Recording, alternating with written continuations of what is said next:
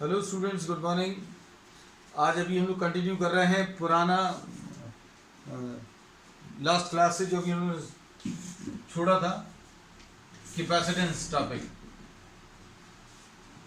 Capacitance जो है, this is a physical quantity which is related to capacitor.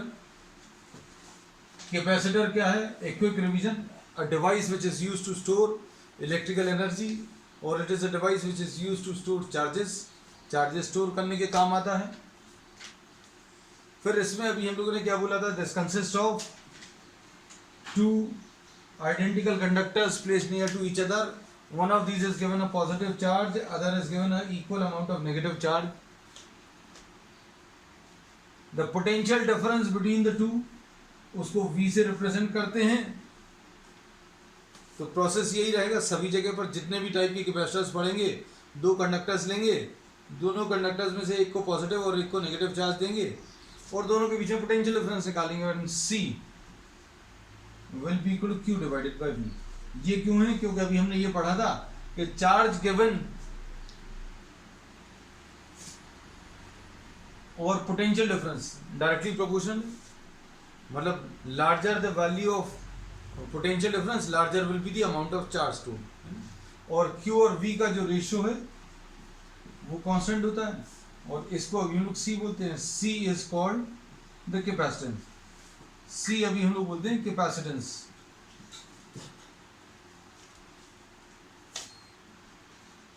अब इसमें अभी हम लोगों ने पैरेलल प्लेट कैपेसिटर के बारे में पढ़ लिया है। We studied about parallel plate capacitor. Parallel plate capacitor का कैपेसिटेंस जो है C is equal to epsilon 0 A by D. इसमें अभी हमने ये भी बताया था क्या कि कैपेसिटेंस जो है that does not depend on the charge, this does not depend on the potential difference. ये चार्ज के ऊपर डिपेंड नहीं कर रहा, पोटेंशियल डिफरेंस के ऊपर डिपेंड नहीं कर रहा। इसका मतलब ये है कि अगर आप चार्ज को डबल करोगे तो कैपेसिटेंस डबल नहीं होगा, क्योंकि चार्ज को अगर आप डबल करोगे तो पोटेंशियल डिफरेंस भी या पोटेंशियल भी डबल हो जाएगा। लेकिन इसका जो कैपेसिटेंस है वो सेम रहेगा।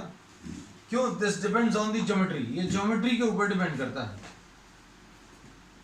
ये ज्योमेट्री के ऊपर डिपेंड करता है, geometry of the given conductor उसके ऊपर डिपेंड करता है। And it also depends on the medium between the to, दोनों कंडक्टर्स के बीच में आपने कौन सा मीडियम रखा है उसके ऊपर भी डिपेंड करता है। इसको अभी हम लोग एक तरीके से और समझा सकते हैं।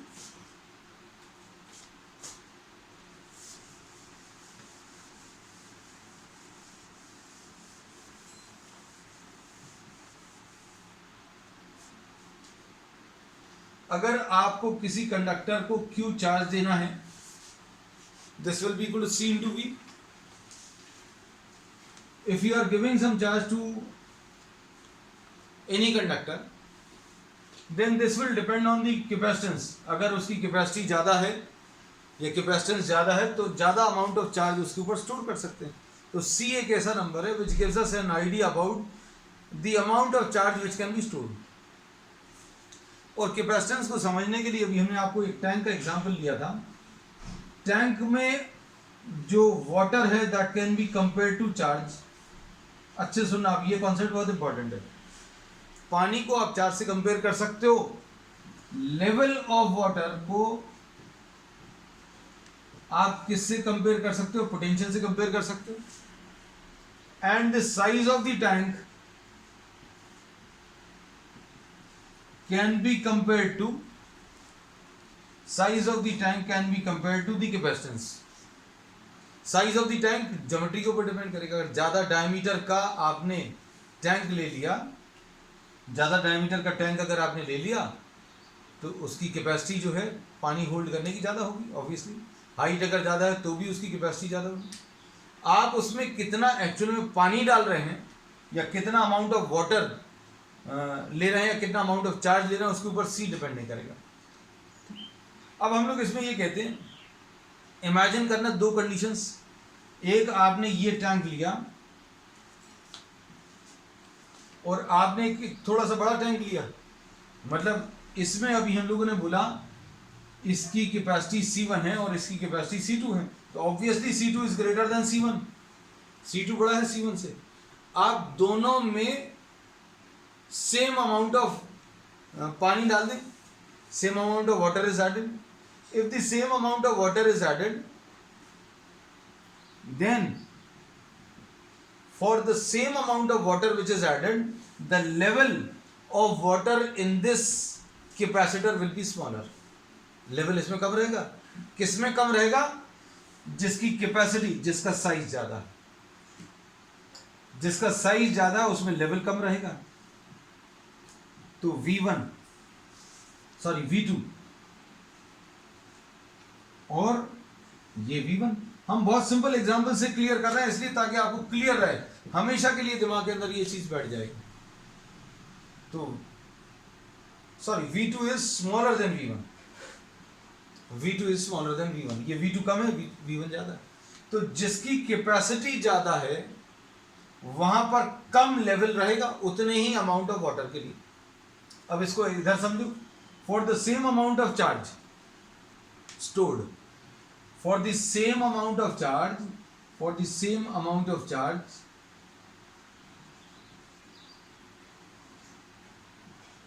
जिसका कैपेसिटेंस ज्यादा होगा, for the same amount of charge, V is smaller for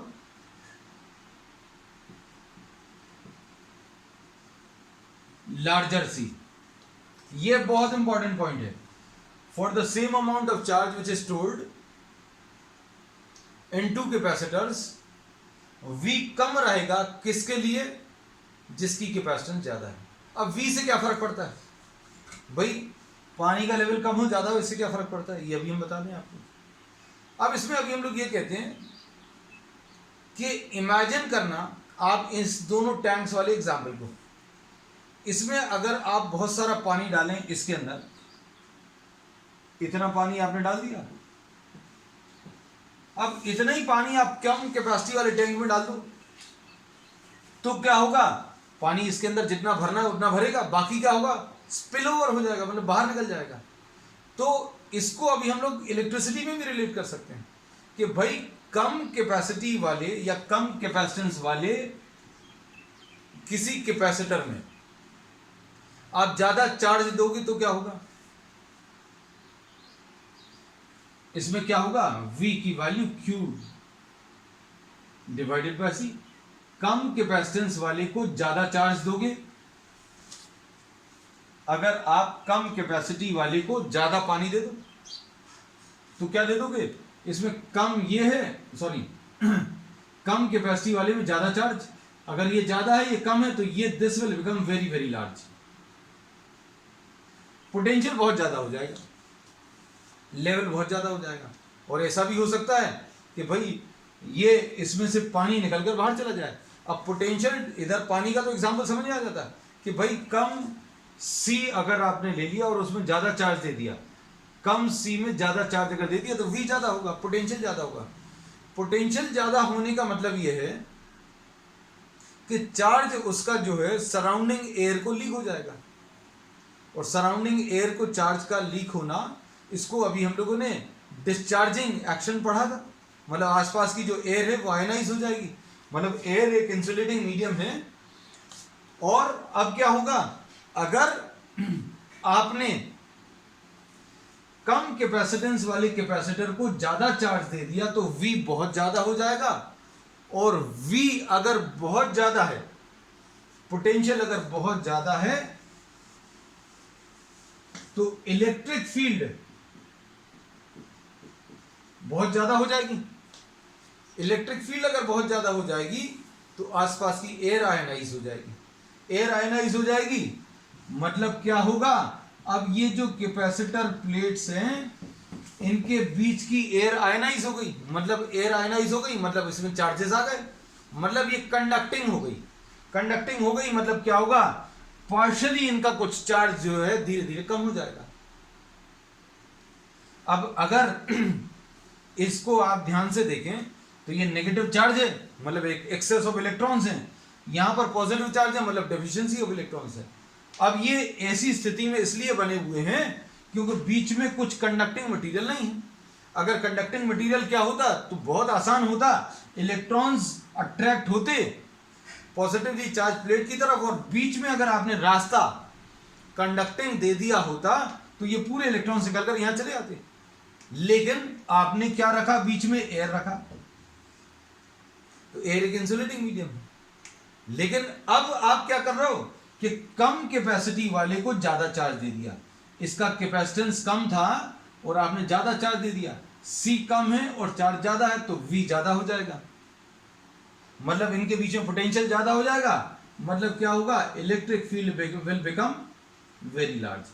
और इलेक्ट्रिक फील्ड अगर बहुत ज्यादा हो जाएगी तो ये इफेक्ट अभी हमने पिछली क्लासेस में पढ़ा है, मान लो आपको नहीं मालूम यार, नहीं याद, कोई दिक्कत नहीं है। इलेक्ट्रिक फील्ड बहुत ज्यादा होने की वजह से क्या होगा, ये आसपास की एयर जो है वो आयनाइज होगी और उसके एटम्स या मॉलिक्यूल्स में से इलेक्ट्रॉन्स निकलकर पॉजिटिवली चार्ज प्लेट की तरफ आ जाएंगे। ज्यादा इलेक्ट्रिक फील्ड की वजह से ये इलेक्ट्रॉन्स को पुल करने लगेगा। कौन से इलेक्ट्रॉन्स को पुल करने लगेगा, जो एयर के हैं। और इसी से रिलेटेड एक इफेक्ट भी पड़ा था, कोरोना डिस्चार्ज। लेकिन अभी हम लोग यहां पर क्या पढ़ रहे हैं कि ये जो इंसुलेटिंग मीडियम है वो एक तरीके से इंसुलेटिंग मीडियम ना रहकर एक कंडक्टिंग मीडियम की तरफ कन्वर्ट हो जाएगा, and that will result in what, this capacitor losing some amount of charge. और यही चीज अभी हमने पानी के टैंक में भी बताई थी, क्या कि भैया आपने छोटी कैपेसिटी वाले में ज्यादा पानी डाल दिया तो क्या होगा, जितना पानी वो होल्ड कर सकता है होल्ड करेगा, बाकी क्या होगा, बह जाएगा, निकल जाएगा। इसमें भी यही हुआ कि आपने छोटी कैपेसिटी वाले को, कम कैपेसिटेंस वाले को ज्यादा चार्ज दे दिया तो क्या होगा, पोटेंशियल ज्यादा हो गया, मतलब इलेक्ट्रिक फील्ड ज्यादा हो गई। इलेक्ट्रिक फील्ड ज्यादा हो गई मतलब आसपास की जो एयर है वो आयनाइज होगी, मतलब इलेक्ट्रॉन्स इधर की तरफ आएंगे, इलेक्ट्रॉन्स इधर की तरफ आएंगे, मतलब पॉजिटिव चार्ज इस प्लेट का कम हो जाएगा। So this will be losing some amount of charge. और किसी इंसुलेटिंग मीडियम में आप इलेक्ट्रिक फील्ड कितनी लगा सकते हैं या कितनी इलेक्ट्रिक फील्ड वो सहन कर सकता है, कितनी बेयर कर सकता है, उसको अभी हम लोग एक नाम देते हैं, और इसको नाम अभी हम लोग देते हैं डाई इलेक्ट्रिक फील्ड स्ट्रेंथ।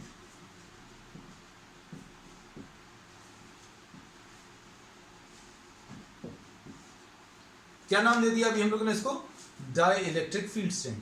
तो डाई इलेक्ट्रिक फील्ड स्ट्रेंथ जो है एयर के लिए 3 × 10⁶ वोल्ट्स पर मीटर है। इसका मतलब यह है अगर इलेक्ट्रिक फील्ड इतनी या इससे ज्यादा अगर हो गई तो एयर फिर इंसुलेटिंग मीडियम नहीं रहेगी, air will now become what, a conducting medium. तो ये एयर अगर आयनाइज हो गई या उसका इंसुलेटिंग प्रॉपर्टी खत्म हो गई तो this will result in some amount of loss of charge from the capacitor plates. तो अब हम लोगों को कैपेसिटर का मेन मकसद समझ में आ गया। कैपेसिटर में चार्ज अगर आपको स्टोर करना है, अगर आपको चार्ज स्टोर करना है तो C ज्यादा लेना पड़ेगा। C अगर ज्यादा लेंगे तो V अपने आप कम आ जाएगा। So our objective will always be what, हमारा ऑब्जेक्टिव क्या रहेगा आगे, ध्यान रखना, बहुत सिंपल सी चीज है कि भैया छोटे साइज का टैंक नहीं लेंगे। छोटे साइज का आप टैंक लोगे तो क्या होगा, ज्यादा पानी नहीं डाल पाओगे। हमें ज्यादा पानी देना है, ज्यादा चार्ज देना है, ज्यादा चार्ज अगर देना है, ज्यादा पानी देना है तो बड़े साइज का टैंक ले लो। बड़े साइज का टैंक लेने में क्या होगा, V यानी लेवल ऑफ वाटर जो है कम रहेगा। So our objective will be to store large amount of charge. How? By taking a large value of C. large value of C लेने में फायदा क्या रहेगा, V की वैल्यू कम रहेगी। V कम क्यों रखना है, क्योंकि V अगर आप ज्यादा रोगे तो इलेक्ट्रिक फील्ड ज्यादा होगी, और इलेक्ट्रिक फील्ड अगर ज्यादा होगी तो हो सकता है जो बीच में इंसुलेटिंग मीडियम है वो उतनी इलेक्ट्रिक फील्ड जो है बेयर नहीं कर पाए। तो वो अगर बेयर नहीं कर पाएगा तो क्या होगा, that insulating medium will now get converted into a conducting medium, which will result in some partial loss of charges from the capacitor plates. अब कैपेसिटर प्लेट्स में से चार्जेस निकल गए, मतलब हमारा मेन काम ही खत्म हो गया। कैपेसिटर का काम था चार्जेस को स्टोर करना। तो आज ये बहुत सारे छोटे छोटे पॉइंट्स अभी हमने डिस्कस किए। तो इससे क्या पता चला अभी हम लोगों को, आज अभी हम लोगों को इतने डिस्कशन में ये पता चला कि कैपेसिटर एक ऐसा डिवाइस है which is used to store charges,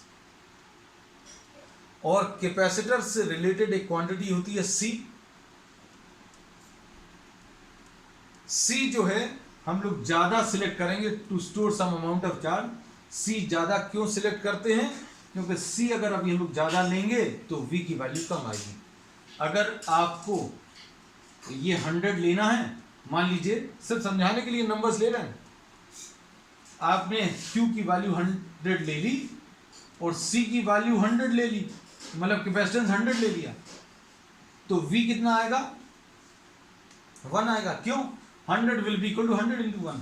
अब ये चार्ज अगर आपने उतना ही लिया लेकिन कैपेसिटेंस छोटा ले लिया, कैपेसिटेंस 10 ले लिया, तो अगर कैपेसिटेंस कम किया तो लेवल बढ़ जाएगा, पोटेंशियल कितना? 10 हो जाएगा। और अगर आपने C और कम कर दिया तो उतने ही चार्ज को स्टोर करने के लिए V और ज्यादा आएगा। तो Q is equal to C into V में से अब आपको पता चल गया अच्छे से कि किसको ज्यादा करना है। अगर हमें किसी कैपेसिटर के ऊपर चार्ज स्टोर करना है तो हमें C की वैल्यू ज्यादा करनी पड़ेगी और V को कम रखना पड़ेगा। ठीक। अब इसके बाद कैपेसिटर जो है उसको अभी हम लोग, उसका सिंबल ये है, जैसा पैरेलल प्लेट्स का भी हम लोग लेते हैं, this is the symbol, this is a constant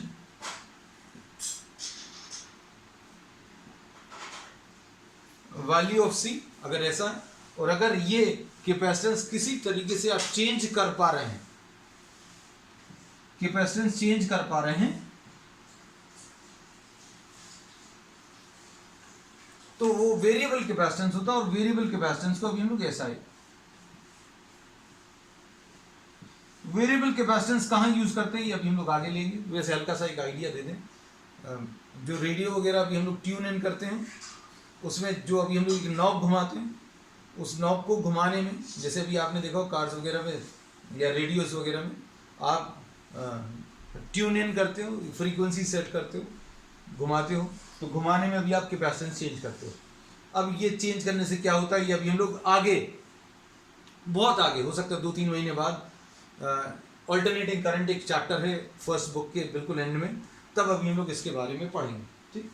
अब इसके बाद नेक्स्ट हम लोगों ने अब इसमें ये पढ़ लिया कि कैपेसिटर जो है एक ऐसा डिवाइस है which is used to store charges. अब ये कैपेसिटेंस निकालने के लिए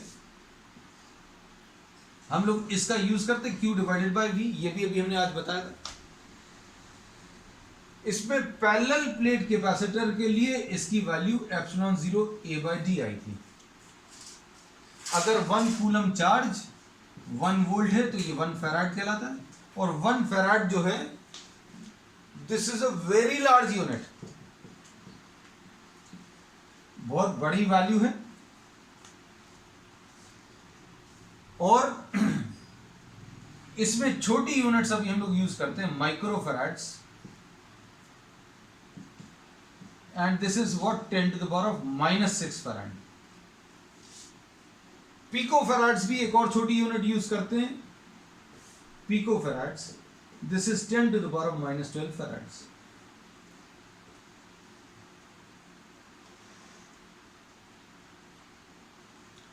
अब इसमें ये यूनिट जो है बड़ी क्यों है, इसका भी अभी हम रीजन बता देंगे। अब इसको देखना अच्छे से, अभी हमने बोल दिया सिर्फ इसलिए नहीं, this expression we have done yesterday.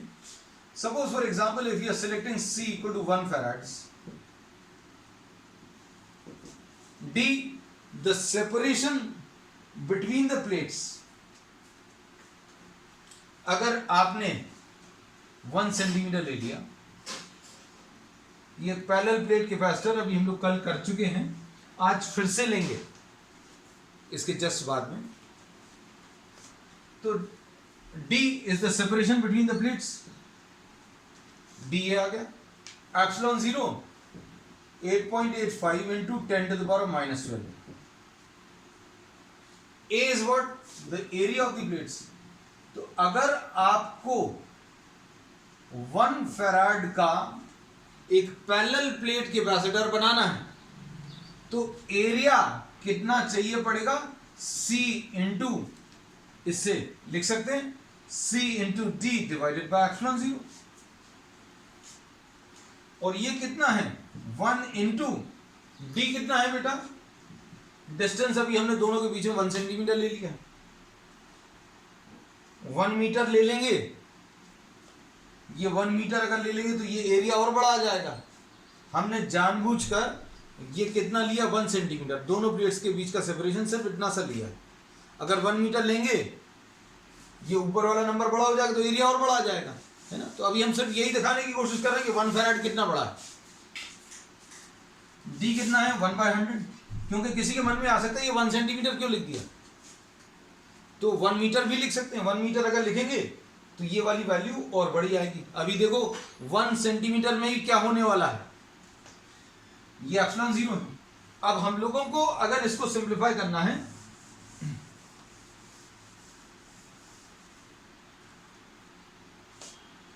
ए की वैल्यू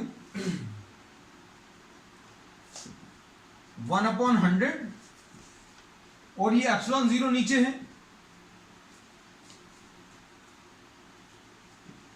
4 पाई और ये 4 पाई, ऐसा कुछ लिख लिया. ऊपर नीचे क्या किया? अभी हम लोगों ने 4 पाई से मल्टीप्लाई किया और 1/4 पाई एप्सिलॉन 0 हमें आसान लगता है.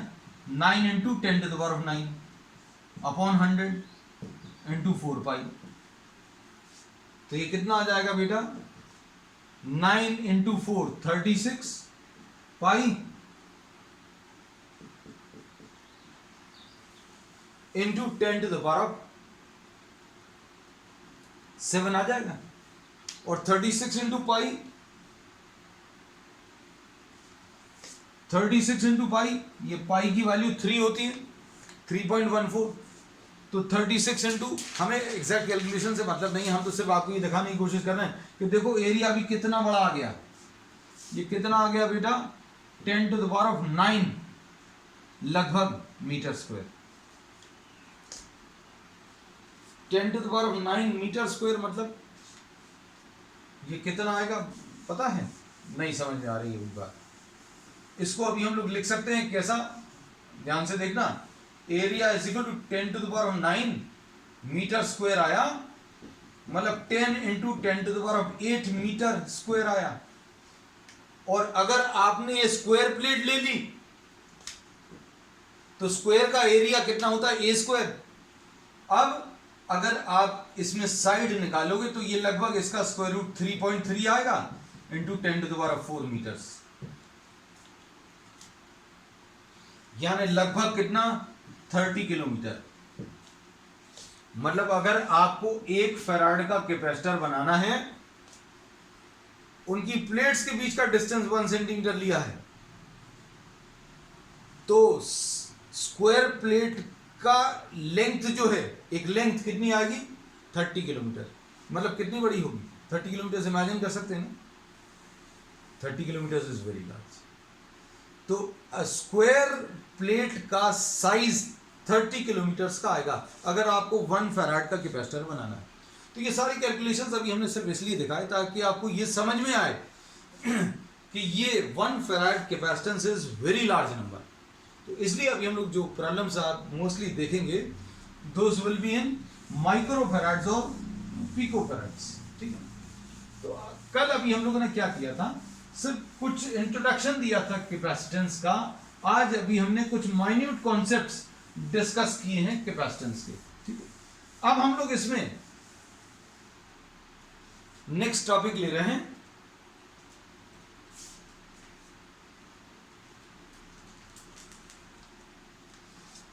फिर से ये पैरेलल प्लेट कैपेसिटर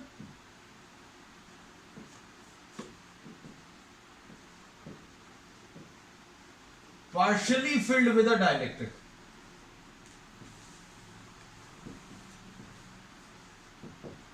अच्छे से देखना बेटा, अच्छे से समझना, कोई भी चीज़ों में दिक्कत जाए you can just go through the videos once again, क्योंकि we will start enjoying physics, बहुत मज़ा आने लगेगा। इसके बाद के टॉपिक्स जो हैं बहुत अच्छे हैं, but you will have to be regular in your studies. अगर आप रेगुलरली पढ़ाई करेंगे तो आपको बहुत मज़ा आने वाला है। अब देखो पैरेलल प्लेट कैपेसिटर, ये पैरेलल प्लेट्स हैं। अभी हम लोगों ने बोला कैपेसिटर बनाने का यही एक तरीका है, क्या, दो आइडेंटिकल कंडक्टर्स ले लें आप पास पास में, one of these is given a positive charge and the other is given a negative charge and the separation between the two, इन दोनों के बीच का सेपरेशन d है। एरिया ऑफ द प्लेट्स वही है, इसमें कोई चेंज नहीं किया, area of the plates is a। हम लोग क्या करते हैं, दो आइडेंटिकल कंडक्टर्स लिए, एक को पॉजिटिव चार्ज दिया, एक को नेगेटिव चार्ज दे दिया, फिर अगला काम क्या रहता है कि उनके बीच में पोटेंशियल डिफरेंस निकाल लो, और फिर कैपेसिटेंस निकालने का तरीका ये रहेगा Q डिवाइडेड बाय V। तो ये प्रोसेस सब जगह सेम है, क्या कि आप पहले दो आइडेंटिकल कंडक्टर्स लो, पास पास में रख लो, एक को पॉजिटिव चार्ज दे दो, दूसरे को नेगेटिव चार्ज दे दो, फिर उनके बीच में पोटेंशियल डिफरेंस निकालो, और फिर चार्ज को पोटेंशियल डिफरेंस से डिवाइड करो, सी आ जाएगा। अब इसमें देखो हम लोग ये तो कैलकुलेट कर चुके हैं कि electric field outside the plates is zero. नहीं मालूम है तो you can just go through the videos, the previous videos once again, और just simply take this as a fact कि भाई दो पैरेलल प्लेट्स अगर रखी हुई हैं, जैसे मान लीजिए कुछ लोग अभी पहली बार देख रहे हैं, तो अब ये ऐसा सोच लेना कि ये दो प्लेट्स हैं, इन दोनों प्लेट्स के बीच में इलेक्ट्रिक फील्ड जो है सिग्मा अपॉन एप्सिलॉन जीरो होती है, electric field between the plates, और आउटसाइड द प्लेट जीरो होती है। अब क्या किया हम लोगों ने, यहां पर इसका कुछ हिस्सा हमने एक इंसुलेटिंग मीडियम से फिल कर दिया। सपोज ये थिकनेस T है और ये T थिकनेस जो आपने फिल की है उसका डाइलेक्ट्रिक कांस्टेंट K है, ये डाइलेक्ट्रिक कांस्टेंट K है। तो अब हम लोगों को ये मालूम है electric field between the plates sigma upon epsilon zero है। ये लेकिन किसके लिए है, एयर के लिए। अब हम ये सफिक्स इसलिए यूज कर रहे हैं क्योंकि पिछला जो टॉपिक था उसमें कोई इंसुलेटिंग मीडियम नहीं था। अब यहां पर इतने हिस्से में एयर है, just see what I am pointing out, यहां पर एयर है और यहां पर डाइलेक्ट्रिक है, इंसुलेटिंग मीडियम। तो electric field in the medium कैसे मिलेगा बेटा, electric field in the medium निकालना हो तो ये अभी हमने स्टार्टिंग से एक चीज बताई है, जिन लोगों को नहीं मालूम है हम उनके लिए भी ये चीज बोलते हैं कि अगर आपको मीडियम में निकालना है तो एप्सिलॉन जीरो चाहे ऊपर लिखा हो चाहे नीचे, जहां पर भी एप्सिलॉन जीरो लिखा है उसके साथ आप एक के लगा दो। एंड के इज अ प्रॉपर्टी, के is a quantity which depends on the nature of the medium, आपने कौन सा मीडियम डाला है उसके ऊपर डिपेंड करता है, and this is called the dielectric constant. तो डाइलेक्ट्रिक कांस्टेंट है। अब हम लोग क्या बोलेंगे, potential difference between the plates,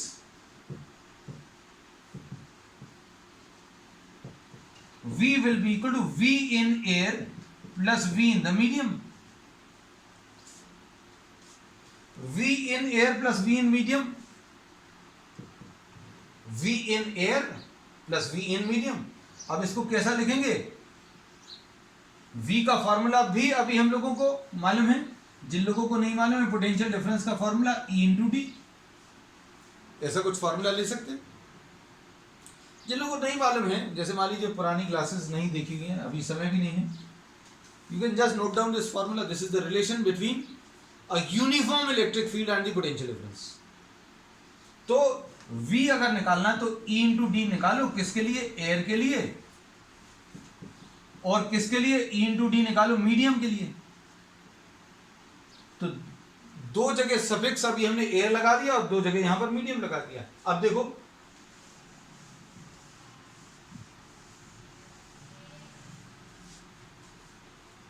क्या आएगा बेटा potential difference, E in air sigma upon epsilon zero. D in air मतलब कितनी थिकनेस है एयर की, एयर कितना है, D पूरा थिकनेस थी, इसमें से T मीडियम है, तो एयर कितनी बची, D में से ये T मीडियम आप अलग कर दो, तो जो एयर की थिकनेस बची D माइनस टी। अब मीडियम की कितनी आ जाएगी, मीडियम की आ जाएगी sigma upon epsilon zero into medium कितने थिकनेस के लिए है, मीडियम टी थिकनेस के लिए है। तो अब इसमें क्या कॉमन निकलेगा, sigma upon epsilon zero common निकलेगा, डी माइनस टी, सॉरी एक चीज छूट गई है, electric field in the medium, ये एप्सिलॉन जीरो के ये लिखा हुआ है, हम इसमें के यहां पर छूट गया था, ये के लिख दिया। अब इसमें से सिग्मा अपॉन एप्सिलॉन जीरो अगर कॉमन ले लें तो डी माइनस टी ये आ गया, और यहां पर sigma upon epsilon zero common ले लिए तो टी अपॉन के, ये पोटेंशियल डिफरेंस आ गया। अब इसके बाद कैपेसिटेंस निकालने का अब लास्ट स्टेप जो है वो बहुत सिंपल है, क्या, C अगर आपको निकालना है, this will be equal to Q divided by V।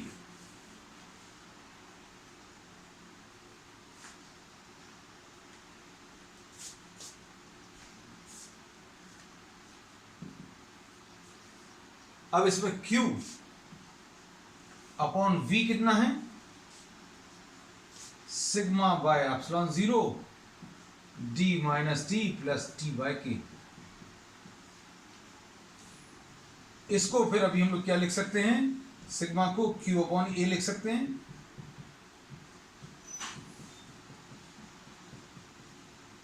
ऐसा कुछ आएगा, एप्सिलॉन जीरो ए ऊपर ट्रांसफर होगा, so C will be equal to epsilon zero A upon D minus T plus T by K. So this will be the formula. This is the formula for capacitance of a parallel plate capacitor which is partially filled with a dielectric. अब आप इसमें कुछ कुछ चीजें try कर देख सकते हो, क्या ट्राई कर देख सकते हो भैया, इसमें देखो ध्यान से,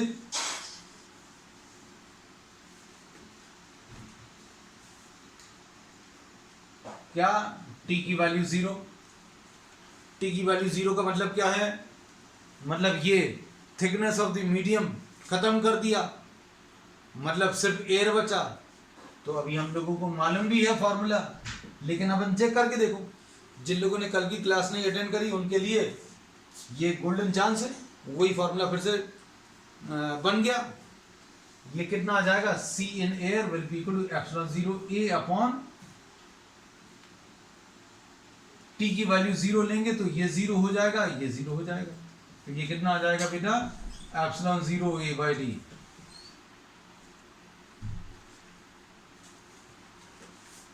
अब इसके बाद T की वैल्यू D का मतलब क्या है, T की वैल्यू D का मतलब है पूरे मीडियम को आपने एक्सपैंड करके पूरे स्पेस को फिल कर दिया, मतलब पूरे में एयर खत्म हो गई, सिर्फ मीडियम बचा, सो C इन द मीडियम, पूरे में ये T जो है D के बराबर, T D के बराबर अगर है तो ये कितना आ जाएगा, epsilon zero A upon D minus D plus D by के। D और D कटेगा तो कितना आ जाएगा बेटा, epsilon zero K epsilon zero A by D. ये भी अपन लोगों ने पढ़ा हुआ है कि capacitance in the medium will be K epsilon zero A by D. हमने वैसे भी बताया है कि अगर एयर में मालूम है epsilon zero A by D, आपको मीडियम में निकालना है तो एप्सिलॉन जीरो के साथ के लग जाएगा, एप्सिलॉन जीरो के साथ अगर आप के लगाओ तो के epsilon zero A by D, ऐसा कुछ आ गया। अब एक और special case,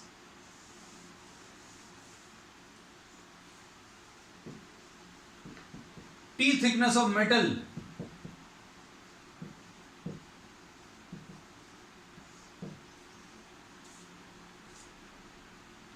T thickness of metal is placed.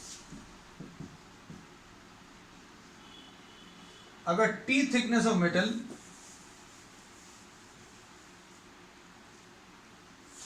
is placed, if T thickness of metal is placed, then for metal,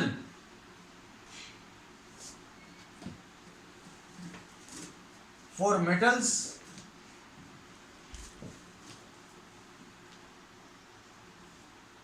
K की वैल्यू इन्फिनिटी होती है. K की वैल्यू अगर अभी हम लोग इन्फिनिटी ले लें